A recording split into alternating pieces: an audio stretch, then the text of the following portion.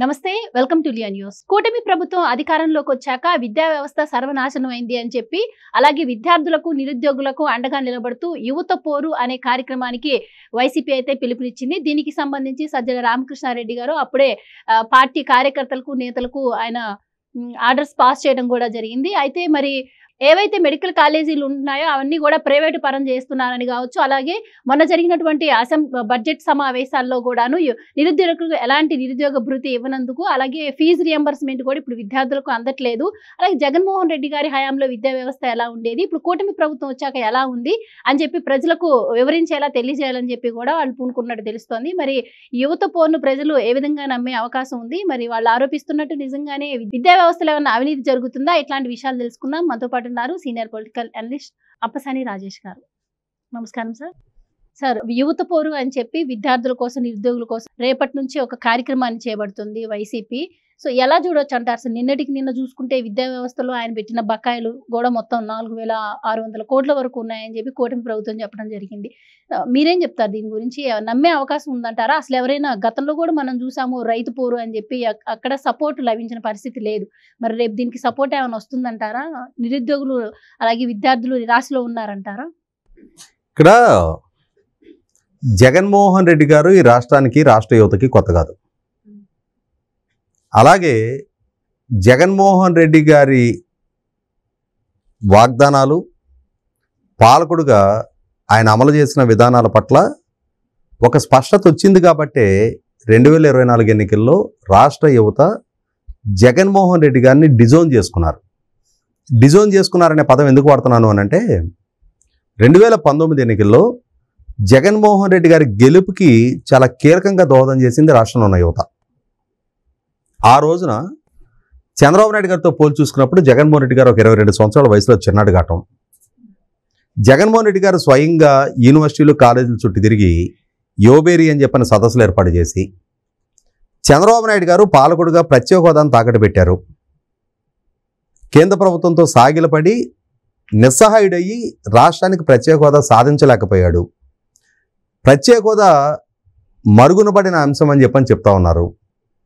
ప్రత్యేక హోదా మరుగునబడిన అంశం కాదు, నాకు మెజార్టీ ఎంపీ స్థానాలు ఇవ్వండి, కేంద్రం అధికారంలో ఎవరున్నా వాళ్ళ మెడలోంచి ప్రత్యేక హోదా నేను సాధిస్తా, ప్రత్యేక హోదా కనుక సాధించిన పక్షంలో ప్రత్యేక హోదా ద్వారా ఇచ్చే వెసులుబాట్లతోటి ప్రపంచవ్యాప్తంగా ఉన్న పెట్టుబడిదారులందరూ మన దగ్గరకు ఆకర్షితులై వచ్చి పెట్టుబడులు పెడతారు, మనం సిఐఏ కన్వెన్షన్స్, దావోస్ పర్యటన కూడా చేయనవసరం లేదు, ప్రత్యేక హోదా ఒక్కటే సర్వరోగ నివారణి అని చెప్పేవాడు.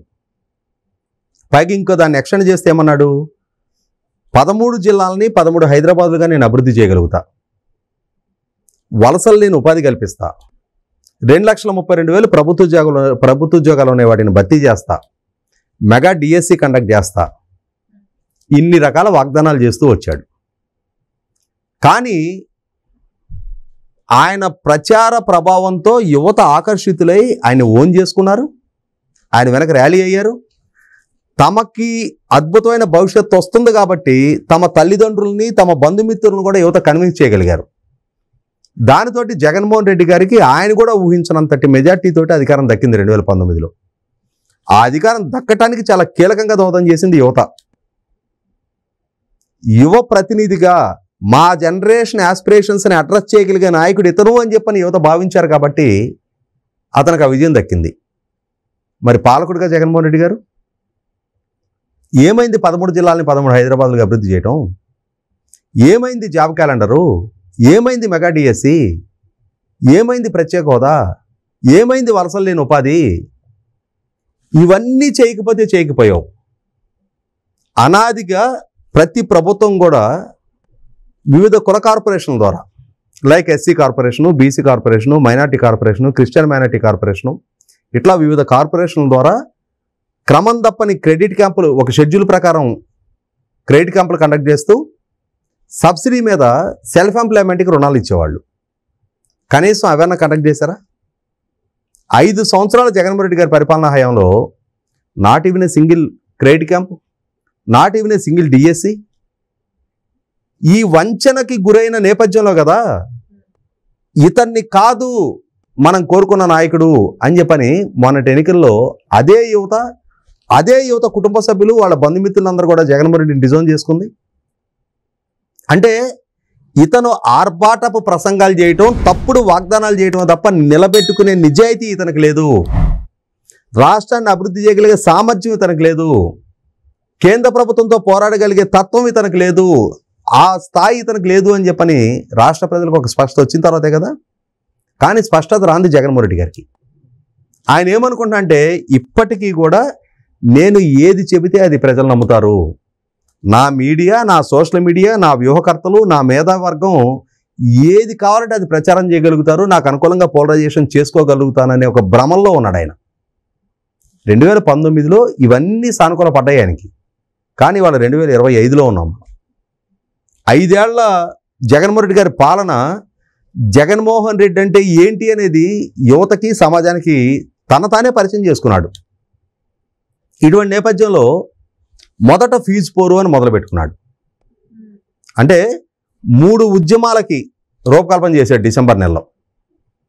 రైతు సమస్యల మీద అన్నాడు, తర్వాత పెరిగిన కరెంటు ధరల మీద అన్నాడు. అవి 2 ఏమాత్రం విజయం సాధించాయి ఆయనకు ఒక స్పష్టత వచ్చిన తర్వాత, వాస్తవంగా ఇప్పుడు రేపు సంకల్పించుకుంటున్న ఈ కలెక్టర్ కార్యాలయాలకి విజ్ఞప్తులు ఇవ్వటం అనేది జనవరి 3వ తారీఖు మొట్టమొదటి ప్రపోజ్ చేసింది. జనవరి నుంచి ఫిబ్రవరికి వచ్చింది, ఫిబ్రవరి నుంచి ఇప్పుడు మార్చికి వచ్చింది. ఫీజు పోరు అని చెప్పని ప్రస్తావన రాగానే ప్రభుత్వం వైపు నుంచి పూర్తి గణాంకాలు బయటకు వచ్చినాయి. 2,832 కోట్ల రూపాయలు ఫీజు రీఎంబర్స్మెంట్ బకాయిలు ఇతని హయాంలో పెట్టాడు. 989 కోట్ల రూపాయలు వసతి దీవెన బకాయిలు ఉన్నాయి. 450 కోట్ల రూపాయలు పీజీ విద్యార్థుల రీఎంబర్స్మెంట్, అసలు దాన్ని రద్దు చేసేసాడు. కాలేజీలకి అంతకు ముందు సంవత్సరాలకు సంబంధించిన బకాయిలు ఉన్నాయి. ఇవి హైయర్ ఎడ్యుకేషన్కి సంబంధించి 4,271 కోట్లు జగన్మోహన్ రెడ్డి పెట్టెళ్ళిన బకాయిలు. ఇవి కాకుండా ప్రైమరీ ఎడ్యుకేషన్లో 352 కోట్ల రూపాయలు. ఏంటవి? మిడ్ డే మీల్స్లోకి సప్లై చేసిన కోడిగుడ్లు తాలూకా, మిడ్ డే మీల్స్కి సప్లై చేసిన చిక్కీల తాలూకా, ఇవి కూడా 352 కోట్ల రూపాయలు బకాయిలు పెట్టేలాడు. కోడిగుడ్లు సప్లై చేయించేవాడు, పప్పు చెక్క సప్లై చేసేవాడికి 350 కోట్లు ఆపితే వాళ్ళు ఏమైపోవాలి? చిన్న చిన్న ఎంటర్ప్రెన్యూర్స్ కదా వాళ్ళు, వాళ్ళను కూడా నిలువున ముంచెళ్ళాడు ఈయన. ముంచెల్లి ఇప్పుడు ఈ 4,600 కోట్ల రూపాయలకి ప్రభుత్వం బాధ్యత, వీళ్ళు పెట్టిన బకాయిలు అంటున్నాడు. ఇక్కడ గమనించుకోవాల్సింది, ఎన్డీఏ కూటమి ప్రభుత్వం అధికారంలోకి వచ్చిన తర్వాత నారా లోకేష్ గారి ఆధ్వర్యంలో ఒక క్వార్టర్కి సంబంధించిన ఫీజు రీఎంబర్స్మెంట్ 788 కోట్ల రూపాయలు ప్రభుత్వం జమ చేసింది. ఇక్కడ ఒక అసంబద్ధ నిర్ణయం జగన్మోహన్ రెడ్డి గారి పాలనా హయాంలో అమలు జరిగింది. చదువు చెప్తుంది కాలేజీలు, చదువుకుంటున్నది పిల్లలు. ప్రభుత్వం ఈ పిల్లవాడి చదువు చెప్పినందుకు ఈ పిల్లవాడు కట్టాల్సిన ఫీజు నేను నీకు ఇస్తా అని చెప్పని కాలేజీలకు అష్యూరెన్స్ ఇస్తుంది. జగన్మోహన్ రెడ్డి గారు పదవి బాధ్యతలు చేపట్టక ముందు డైరెక్ట్గా ఆ కాలేజీకి, ఆ కన్సర్న్ పిల్లాడికి సంబంధించిన ఫీజు వెళ్ళిపోయేది. మధ్యలో ఈ జగన్మోహన్ రెడ్డి గారు పేనుకు పెత్తనం ఇస్తే తలల్లో గొరిగి పెట్టినట్టుగా ఈయనేం చేశాడు, చదువు చెప్పే కాలేజీలకి చెల్లించకుండా తల్లుల అకౌంట్లో వేయటం మొదలుపెట్టాడు. చూసారా మీ పిల్లాడికి నేను ఎంత డబ్బు ఇస్తున్నాను అని చెప్పని, అంటే ప్రచారం కోసం. దాంతో ఏమైపోయింది, తల్లులు ఆ అకౌంట్లో పడేటప్పటికి తండ్రి రెడీగా ఉంటాడు, సాయంత్రం షాప్కి వెళ్ళడానికి డబ్బులు కావాలా, ఆ ఏటీఎం కార్డు తీసుకొని వెచ్చలుడితనంగా వాళ్ళు ఖర్చు పెట్టుకుంటుంటారు. కాలేజీలకు సక్రమంగా చేరే కాదు. ఈ విధమైన అసంబద్ధ పోకడ నేపథ్యంలో నారా లోకేష్ గారు తాను పదవి బాధ్యతలు చేపట్టిన తర్వాత మళ్ళీ తిరిగి పాత విధానం, డైరెక్ట్గా అసలు పిల్లవాడికి సంబంధం లేదు. Issue lies between government and college. Student తల్లిదండ్రి ఇంట్లో టిఫిన్ చేసి లంచ్ బాక్స్ పెట్టిస్తే కాలేజీకి వెళ్ళి చదువుకొని రావడమే, ఇంకా గవర్నమెంట్ తోటి స్టూడెంట్కి సంబంధం లేదు. ఒకవేళ గవర్నమెంట్ వైపు నుంచి డిలే అవుతుంటే కాలేజీలు గవర్నమెంట్ తోటి కరస్పాండెన్స్ చేసుకుంటాయి.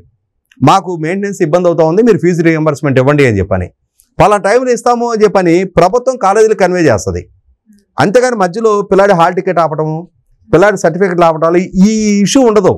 కానీ ఎప్పుడైతే తల్లులని ఇన్వాల్వ్ చేశారో, వాళ్ళ దగ్గర నుంచి సక్రమంగా వీళ్ళకి ఫీజు వెళ్ళట్లేదో, తల్లులు పిల్లలు లైబుల్ అయ్యారు కాలేజీల వాళ్ళకి. మాకు ఇవన్నీ సంబంధం లేదు, మాకు డైరెక్ట్గా ఇవ్వట్లేదు కదా, మీ నుంచి రావాలి కదా, గవర్నమెంట్ ఇస్తుందో మీరు ఇస్తారా మాకు అనవసరం, డబ్బు కట్టి హాల్ టికెట్ తీసుకెళ్ళండి, డబ్బు కట్టి చదువులు అయిపోయిన వాళ్ళే సర్టిఫికెట్లు తీసుకెళ్ళండి. దాంతో కుటుంబాలు అప్పులు పాలయ్యారు. అంటే జగన్మోహన్ రెడ్డి గారి వాగ్దానంతో మోసపోయారు. ఇక్కడ జగన్మోహన్ రెడ్డి గారు ఇంకొక తప్పు చేశాడు. అంటే ఆయన తప్పని అడ్మిట్ అవ్వట్లా. జనవరి 23వ తారీఖు, ఫిబ్రవరి 28వ తారీఖు, మార్చి 1వ తారీఖు, మార్చి 6వ తారీఖు, మార్చి 7వ తారీఖు, మార్చి 14 6 పథకాలకు సంబంధించి బటన్ నొక్కాడు. అందులో ఈ ఫీజు రియంబర్స్మెంట్ కూడా ఉంది, వసతి దీవెన కూడా ఉంది. బటన్లు నొక్కావు.